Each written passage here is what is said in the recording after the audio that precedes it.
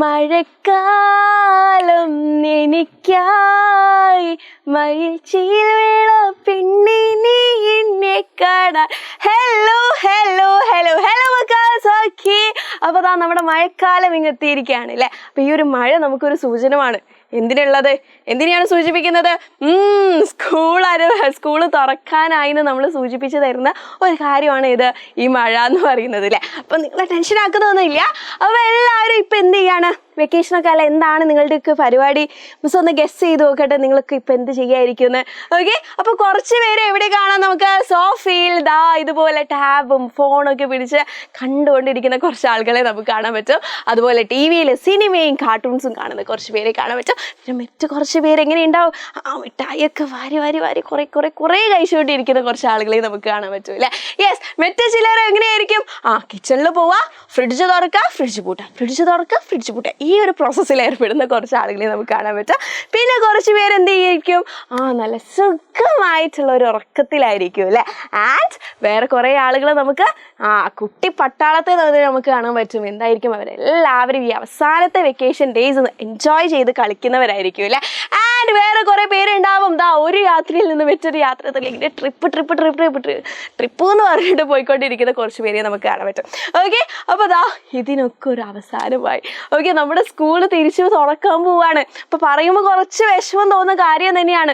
കാരണം 2 മാസം ശരിക്കും നമ്മളൊരു ഡ്രീമായിരുന്നു. ഇതൊരു ഹോളിഡേ അല്ല, നമ്മുടെ ഒരു സ്വപ്ന ജീവിതത്തിലായിരുന്നു അല്ലേ നമ്മളെല്ലാവരും ഉണ്ടായിരുന്നത്. അടിച്ചു പൊളിച്ചിട്ട് നമ്മൾ വെക്കേഷൻ എൻജോയ് ചെയ്തിട്ടുണ്ട്. നിങ്ങൾ എൻജോയ് ചെയ്തിട്ടില്ലേ? ഓക്കെ, അപ്പോൾ നിങ്ങൾ ചെയ്ത പ്രവർത്തനങ്ങളൊക്കെ താഴെ കമൻറ്റ് ബോക്സിൽ മക്കളെ കമൻറ്റ് ചെയ്യുക. ഓക്കെ, അപ്പോൾ it's now time to go back to സ്കൂളിലേക്ക് തിരിച്ചു പോകാൻ സമയമായിരിക്കുകയാണ് അല്ലേ. ഇനി ആ ഒരു ഹോം വർക്ക്സിനെയും സ്കൂളിലെ ടെസ്റ്റുകളിലേക്കൊക്കെ തിരിച്ചു പോകാൻ സമയമായി. അപ്പോൾ പുതിയ ബാഗും സ്കൂൾ ഷൂവും ചെരുപ്പും ബുക്കും ഒക്കെ വാങ്ങിയോ? നിങ്ങൾ കുറച്ച് പേര് വാങ്ങിയിട്ടുണ്ടാവും, കുറച്ച് പേര് അറേഞ്ച് ചെയ്യുന്നുണ്ടാവും. എല്ലാം സെറ്റായിട്ടിരിക്കുകയാണ് അല്ലേ. പക്ഷേ ഇതൊന്നും അല്ല ഇനി നമുക്ക് ചെയ്യാനുള്ളത്.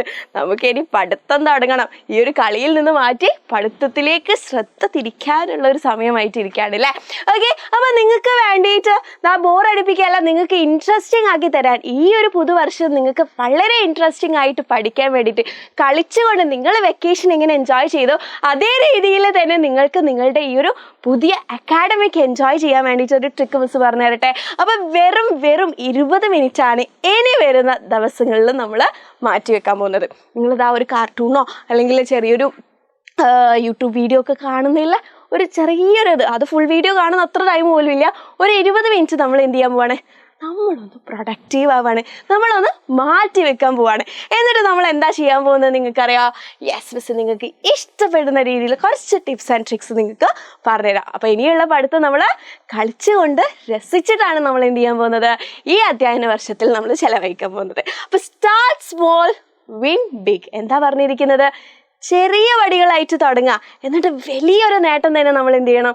കൈവരിക്കണം. അപ്പോൾ വെറും 20 മിനിറ്റ് വെച്ചിട്ടാണ് നമ്മളെ പദ്ധതി ഇവിടെ ആരംഭിക്കാൻ പോകുന്നത്. ഇനി say it, Singh it, shout it. ഈ 20 മിനിറ്റിൽ പഠിക്കുന്ന കാര്യങ്ങൾ നിങ്ങൾ എന്ത് ചെയ്യുക? വീണ്ടും പറഞ്ഞുകൊണ്ടിരിക്കുക, അത് പാടി പഠിക്കുക. ഓക്കെ, അതായത് നമ്മൾ പഠിച്ചിരുന്ന ഒരു നമ്മുടെ കോണ്ടിനെൻസിനെ കുറിച്ച് ഒരു പാട്ട് പാടി പഠിച്ചത് നിങ്ങൾക്ക് ഓർമ്മയുണ്ടോ? Asia, Africa, north and south America. അപ്പോൾ അതങ്ങനെ പാട്ട് പാടി പഠിച്ചപ്പോൾ ഇപ്പോഴും നമുക്ക് ഓർക്കാൻ പറ്റുന്നുണ്ട് അല്ലേ. അപ്പോൾ നിങ്ങൾ എന്ത് ചെയ്യുക? ഇനിയുള്ള പഠിത്തം ഇങ്ങനെ പാട്ടിലൂടെ പഠിക്കുക.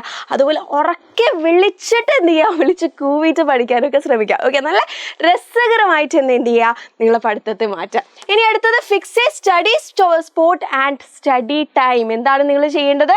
യെസ്, നിങ്ങൾക്ക് ഒരു സ്റ്റഡി സ്പോട്ടും സ്റ്റഡി ടൈമും നിങ്ങൾ എന്ത് ചെയ്യണം? ഫിക്സ് ചെയ്യേണ്ടതുണ്ട്.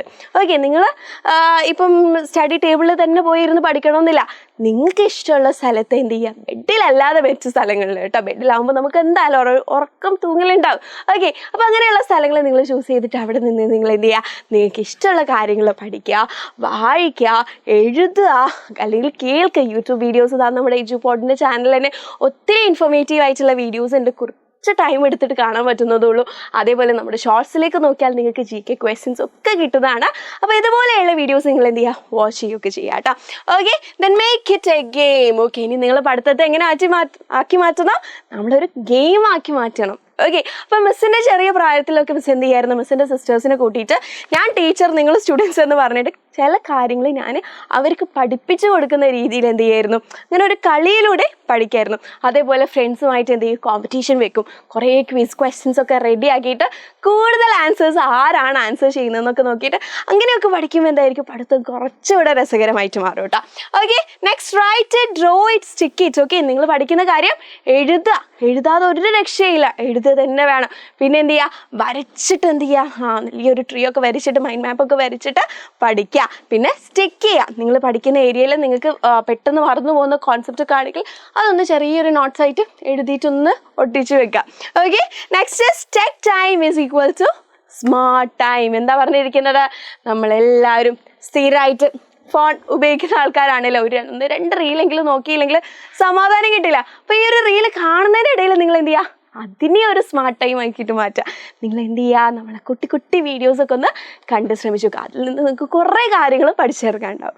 ഓക്കെ, അപ്പോൾ ഇതേ രീതിയിൽ നമ്മൾ ഫോളോ ചെയ്യുകയാണെങ്കിൽ ഈ ഒരു വർഷം നമ്മൾ എന്ത് ചെയ്യും, അടിച്ച് പൊളിച്ചിട്ട് കളിച്ച് തന്നെയാണ് നമ്മൾ ഈ അക്കാഡമിക് ഇയറിനെ ഫേസ് ചെയ്യാൻ പോകുന്നത്. അപ്പോൾ ഇത്രയും നേരം മാങ്ങയെ കുറിച്ച് കണ്ടുള്ള സ്വപ്നങ്ങളൊക്കെ മാറ്റിയിട്ട് ഇനി നമ്മൾ എന്തിനെ കുറിച്ച് സ്വപ്നം കാണണം, മാർക്സിനെ കുറിച്ചിട്ട് കാണണം അല്ലേ. മാങ്ങയിൽ ഇപ്പോൾ ഫുൾ മുഴുകി ഇരുന്ന് ഉരുണ്ട് മറിഞ്ഞ് കളിക്കുന്ന ഒരു സമയമാണ്. അപ്പോൾ അതിൽ നിന്ന് മാറ്റിയിട്ട് നമ്മൾ എന്ത് സ്വപ്നം കാണാൻ പോവാണ്, മാർക്സ് സ്വപ്നം കാണാൻ പോവാണ്. അപ്പോൾ ഈ അധ്യയന വർഷം നിങ്ങൾക്ക് അടിപൊളിയായിരിക്കും, ഏറ്റവും സിമ്പിൾ ആയിരിക്കും. നിങ്ങൾ ഈ ഒരു മെത്തേഡിൽ, ഈ ഒരു 20 മിനിറ്റ്സ് ടെക്നിക്കിൽ നിങ്ങൾ പഠിത്തം തുടങ്ങുകയാണെങ്കിൽ അടിച്ചു പൊളിച്ച് തന്നെ നമുക്ക് എന്ത് ചെയ്യാൻ പറ്റും, ഒരു ടെൻഷനും ഇല്ലാതെ കളിയോടൊപ്പം തന്നെ നമുക്ക് പഠിക്കാൻ പറ്റും. അപ്പോൾ എല്ലാവർക്കും ബൈ.